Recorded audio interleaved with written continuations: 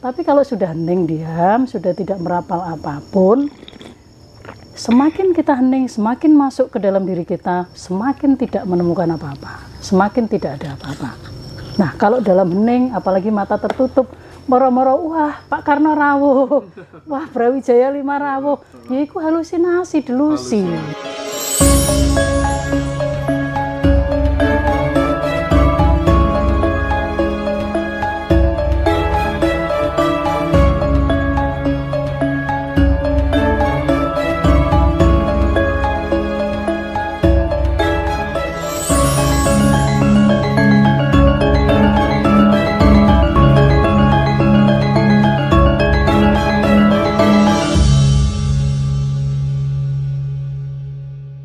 Barangkali apa ya, ada banyak perspektif ya terkait dengan hal itu. Ada yang mengatakan ya nggak ada tuh yang namanya sukma, nggak ada yang namanya ini. Yang ada itu ya wis nafas. Ketika Ya, nafas ya sudah itu. tidak ada ya Ya selesai itu, sudah. nah Gimana? iya. Mbak Gatot gimana itu? Ya mohon maaf ya, jadi apa ya, bicara tentang itu kita kan tadi saya katakan kita ini beruntung ada banyak agama. Tapi kalau kita tidak hati-hati bingung. Nah, iya. Ngomong Enggak, perspektif gitu loh, Mbak. Jawa kan Mbak. Dari Nah. panjenengan Ya, gimana? iya, Nah, Jawa. Tidak membandingkan dengan agama kan ya Mas Indra perspektif ya. Jawa itu Nah, iya. kasunyatan. Jadi kan ada kata-kata begini, misalnya kita ini mari sering kadang-kadang ke rumah sakit, nunggoni atau tidak sekitar besuk tapi nunggoni Orang yang mau kabundut. yang sakit. Terus kita ini ke kuburan, ya ikut ngeduk lah, ngeduk kuburan. Kalau perlu ikut menurunkan apa itu jasad yang mau dikubur. Nah, mengeduk ada dua keuntungan. Terus kadang-kadang mepet dengan kuburan lain, ada di situ kerangka. Kerangka. Dan itu yang saya Bu ya, karena kita ini kadang-kadang entah sengaja tidak, kan pengalaman seperti itu. Pernah ngeduk, pernah menemukan waktu ngeduk itu ketepatan bekas makamnya orang dan sebagainya di rumah sakit. Nah, di sini tahu persis kan. Oh, sing nggak iso ilangi susu ilangi rambut, kuku. Itu kan tahu persis. Ya. Nah, tulang itu tulang ekor. ekor. Itu kita coba kasunyatan, nyata. Nah, dan kedua tadi itu loh, antara praktek dan teori. Itu. Kita lebih baik pertanyaan ini, ya lakukanlah. Nanti Anda akan tahu sendiri. Dan jeneng lo dewe. Jangan pakai nama-nama yang sudah jeneng lo dewe. Sing cocok dengan Anda nama itu. Iya. Jadi gampang. Jadi diberi sendiri. Tapi itu milik Anda. Sebentar, ini menarik. Misal nih, saya punya pengalaman spiritual sangat luar biasa. Saya bisa masuk ke sini, ya. Terus kemudian pengalaman spiritual saya itu saya ajarkan kepada murid-murid saya semuanya. Nah, saya terkenal dengan katanya Siddhartha. Siapapun yang mengikuti pengalaman spiritual saya pasti akan tersesat. Nah, sebenarnya ini kita jujur aja Mbak Gatot. Pengalaman spiritual itu boleh nggak sih kemudian diajarkan ikuti seperti saya supaya dia mengalami pengalaman spiritual yang sama? Gimana menurut Mbak Gatot tuh? Ya, pengalaman spiritual itu kan macam-macam. Macam-macam. Saya lebih cenderung membedakan antara semedi, antara terus meditasi dan kontemplasi. Tiga ini saya bedakan.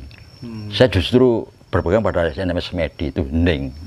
Menurut Mbak Ida tadi betul. Pakai istilah hening, suwung itu lebih tepat untuk semedi ini. Tapi kalau meditasi, saya sekedar mendengar cerita. Saya korek dari kapan-kapan itu. Termasuk juga kontemplasi. Nah, sekarang pengalaman spiritual yang mana? Nah ini.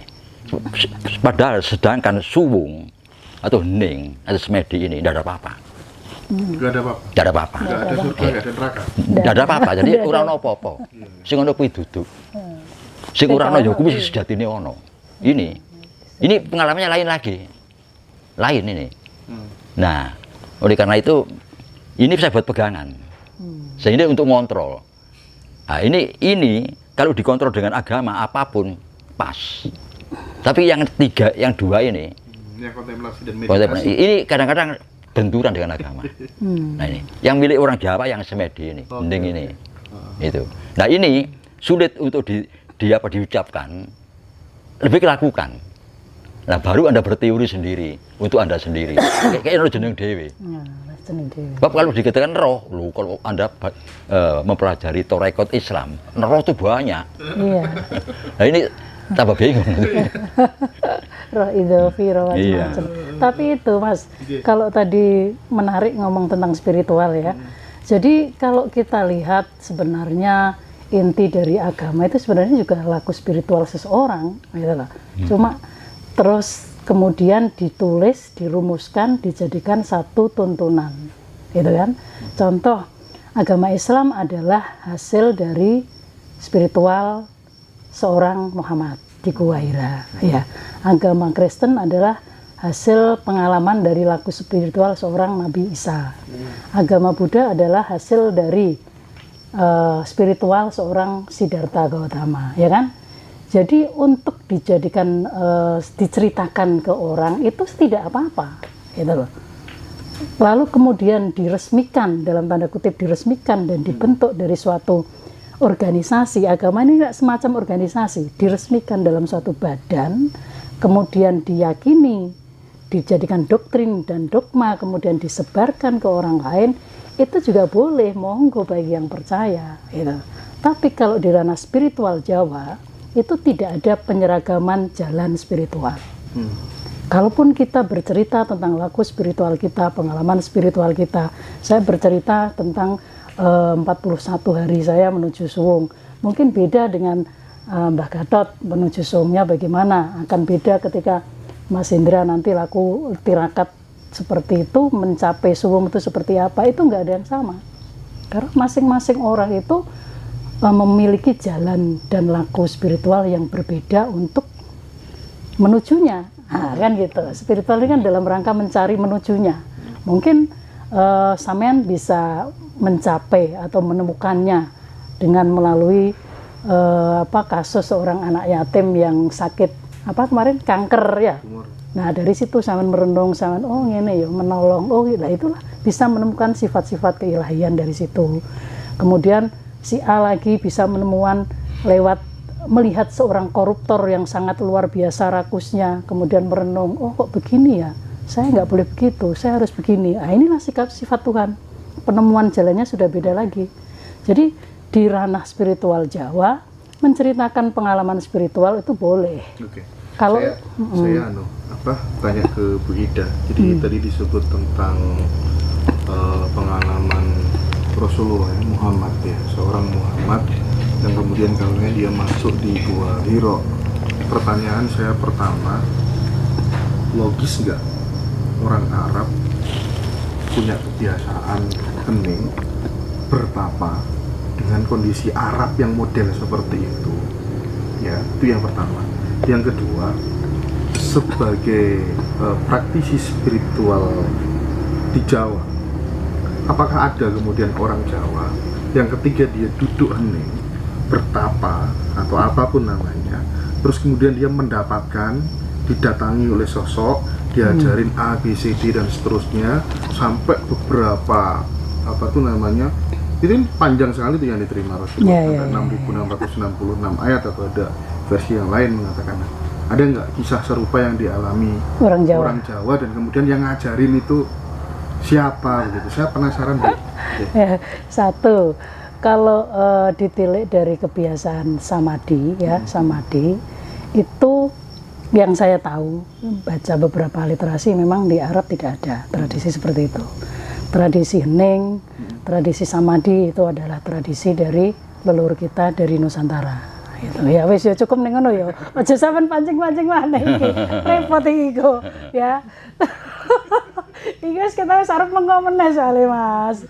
Engko bahas khusus saya Mas, gak apa-apa Mas. Ya ada itu bisa nanti dijawab khusus ya, khusus itu. Nah yang kedua, apakah iya dalam hening tadi bisa menemukan itu? Enggak bisa. Karena dalam hening itu enggak ada apa-apa. Suwung enggak ada apa-apa. Ya, kalau sampean dalam laku samadhi ya, Kalau meditasi, kenapa saya pakai kata meditasi? Karena ini kan tidak semua orang bisa menerima kata semedi. Wah, nanti dikira klenik atau apa, anggota kita seluruh Indonesia. Maka saya memakai kata yang umum, meditasi, gitu kan. Kalau dalam samadhi itu di tingkatnya sudah kita sudah diam, sudah tidak ada kata-kata lagi. Kalau kita masih merapal doa, mantra atau wirid, itu levelnya masih di level torekot, jalan. Tapi kalau sudah di hening, kita sudah tidak lagi membaca mantra, membaca wirid ataupun apapun, tapi sudah diam. Karena apa? Karena sudah manunggal. Kalau sudah manunggal apa wae dhewe ngrayu wae. Tiada Tuhan selain kamu, tiada Tuhan selain kamu. Jari pangeran, kowe kok ijrah percaya sih dah. Aku ki yo sayang awakmu, gak sambok rayu terus. Ngono lho. Jadi levelnya masih merayu. Tapi kalau sudah hening diam, sudah tidak merapal apapun, semakin kita hening, semakin masuk ke dalam diri kita, semakin tidak menemukan apa-apa, semakin tidak ada apa-apa. Nah, kalau dalam hening, apalagi mata tertutup, moro-moro, wah Pak Karno rawuh, wah Brawijaya 5 rawuh, ya itu halusinasi, delusi, gitu loh.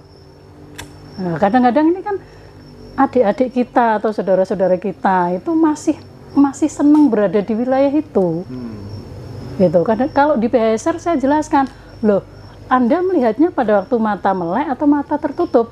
Waktu hening Bunda, mata tertutup, halusinasi, delusi. Terus, tapi ketika mata tertutup hening, terus ada penampakan seseorang, terus kita melek, ya, kita melek, beliau benar-benar ada mewujud di depan kita, blegeri-jerek, itu hak. Apa itu bisa? Bisa di level tertentu. Bisa ya? Bisa. Cuma kalau misalnya pas sambil mata terpejam, terus sedelok ngasar pono goro-goro ger, wah, itu halusinasi ya. Halusinasi kalau mata tertutup loh ya, apalagi dalam keadaan hening, Wah, itu ini halusinasi. Oke, saya geser. Mbak Gatot, mohon maaf, ini harus saya tanyakan soalnya ini jadi idola agama yang saya anut. Ketika kemudian di Gua Hiro itu prediksinya Mbak Gatot, yang dilakukan Rasulullah jelas itu bukan semedi. Kalau semedi kan sudah nggak ada apa-apa. Terus yang dilakukan apa Mbak? Lagi tenang. Nah begini, jadi kembali tadi saya sampaikan, kita beruntung. Semua agama ada di sini. Iya, nggak ada loh. Selengkap kita agama di sini itu. Semua ada. Jadi sehingga kita ini tiap hari dengar. Pedes-pedes Mas. Dengar tentang Islam, tentang Kristen, Hindu, Buddha, dengar terus tiap hari. Asal kita bergaul loh ya. Mesti dengar. Itu untung. Jadi, nah, kita kadang-kadang wong Jawa itu kan tidak ingin sombong ya. Tapi kadang-kadang harus sombong kadang-kadang itu. Diperlukan. Iya. Jadi rupanya yang paham tentang bagaimana Rasulullah itu biro. Bagaimana kok sampai Yesus itu harus mati dulu. Ya, bagaimana kalau Pangruwating Papanista itu harus berjalan kaki dari ujung timur Cina sampai ke ujung barat. Padahal yang namanya Persiswo ya, yang koyok kera itu, gurunya tinggal dicangkeng, diterbang sampai sudah. Kok harus berjalan kaki bertahun-tahun. Mencari kitab ke barat. Bagaimana bodhisatwa itu orang melingkar-lingkar mencari guru jati, akhirnya kembali lagi ke dirinya setelah keliling dunia. Loh itu orang Jawa itu paham. Ternyata itu satu itu pengertiannya. Nah ini yang kadang-kadang kalau kita melihat apa ya yang diartikan oleh bangsa-bangsa lain, walaupun itu beliau mengatakan tempat Rasul atau Nabi itu berada, itu kok rupanya orang Jawa itu lebih paham. Apa itu yang tidak ya sebetulnya terjadi. Nah, kalau kita lebih mudah lagi, Kalijogo itu di dalam Serat Dewa Ruci dan Suluk Linglung itu menjelaskan tentang Isra Mi'raj. Jelas sudah. Nah, jadi tidak ada yang vulgar. Versi Jawa gitu. Iya, tidak ada yang vulgar. Semua itu bisa disembunyikan, tergantung kita untuk bisa menangkap pengertian sebenarnya ini. Nah, ini kalau misalnya disampaikan kepada ya umum saudara-saudara kita di Arab, di Yahudi, di India, ya kita ditolak. Padahal dengan penyampaian tentang apa sih yang terjadi pada Isra Mi'raj itu, apa yang terjadi pada kebangkitan kembali itu, apa yang terjadi pada Pangurutnya Pokrosto itu, apa yang terjadi pada Bodhisattva itu sama. Ternyata sama. Nah ini yang paham wong Jawa. Apa mau disalahkan wong Jawa itu? Kok keminter? Nah, loh, bukan keminter kan, memahami adanya persamaan itu. Nah, kalau ini disalahkan, loh, karena kita punya karakter atau punya kemampuan kepahaman itu, sehingga kita menerima masuk semua itu. Kalau kita tidak punya kepahaman seperti itu, tidak mungkin diterima masuk semua ajaran. Yang diterima paling satu, diterimanya masuk semua paham-paham ketuhanan ke bumi kita, itu karena kita paham bahwa mereka itu sama. Ini, nah ini yang apa ya, menjadi lingkaran. Yes. Kok berani mengatakan begitu? Apa bener? Nah, ini kan gitu ya. Ini bukan saya ya. Ini para ahli, orang-orang Jawa itu yang memang mampu. Oke, Mbak. Itu penyebab masuknya semua ajaran. Jadi intinya saya kembali ke masalah serat yang kita bahas malam ini ya. Di situ juga disinggung secara eksplisit tentang apa itu iblis, apa itu malaikat, apa itu setan gitu. Nah, bagaimana orang Jawa melihat ketiga objek yang saya sebutkan tadi, Mbak? Sebenarnya gimana secara hakikat? Atau ada juga perspektif yang mengatakan ya sebenarnya asal kemudian manusia itu berbuat positif, takdirnya dia juga akan positif karena akan direkam oleh alam. Alam itulah manifestasi daripada malaikat itu sendiri. Tidak ada malaikat yang kemudian mencatat amal baik buruk manusia dan lain sebagainya. Gimana, Mbak, versi Serat Gatholoco terkait dengan hal itu, Mbak? Itu tahapannya jadi begini. Jadi secara awam ya, atau secara umum ya, kalau adikan awam saya salah nanti. Dikira yang lain itu bukan awam lagi, umum aja. Jadi yang seiman itulah yang dijamin masuk surga. Menurut masing-masing ajaran. Di atas lagi, wis pokoknya api mbu swarga, lek elek mbu neraka. Nah, ditarik lagi, semua itu Tuhan yang mengatur. Ini sudah noto kan gitu ya. Makanya antara malaikat dan iblis. Malaikat terbuat dari apa? Cahaya. Iblis dari api. Loh, api karo cahaya kan podo ae sih. Adanya cahaya karena ada api. Ada api bisa ada cahayanya. Loh, kenapa dibedakan?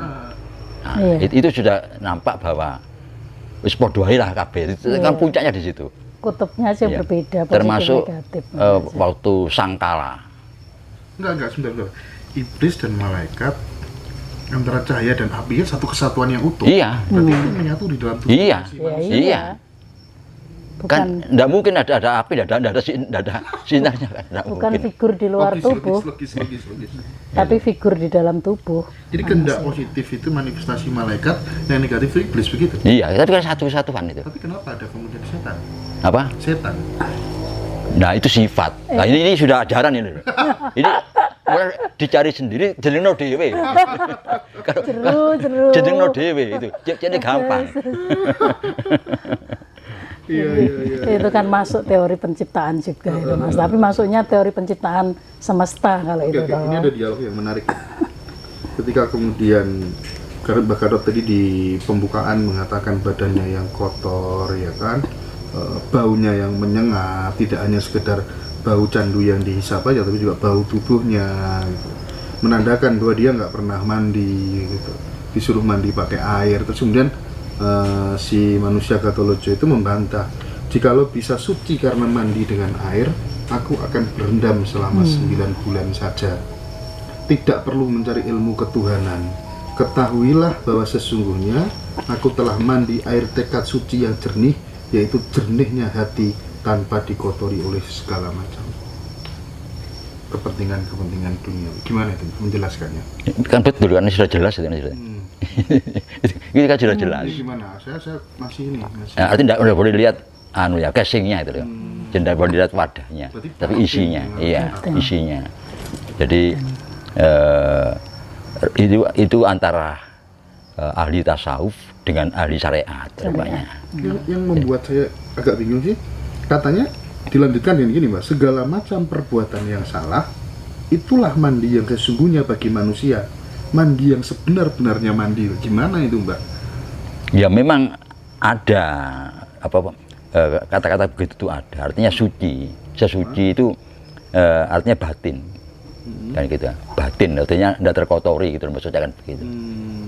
Jadi sama dengan tadi itu dialog itu antara Hatul Wujud dengan sang kiai tadi itu, yang saya anggap itu memang semua itu karya dari Kiai Ki Ageng Muhammad Hasan Besari, ya. Jadi bahwa jangan melihat wadah, ya, tapi lihatlah isinya. Isi juga begitu, juga lihat wadahnya. Jadi Hasan Besari itu gambaran dari masuknya ajaran dari luar tadi yang lewat pendekatan politik dan lewat pendekatan budaya tadi.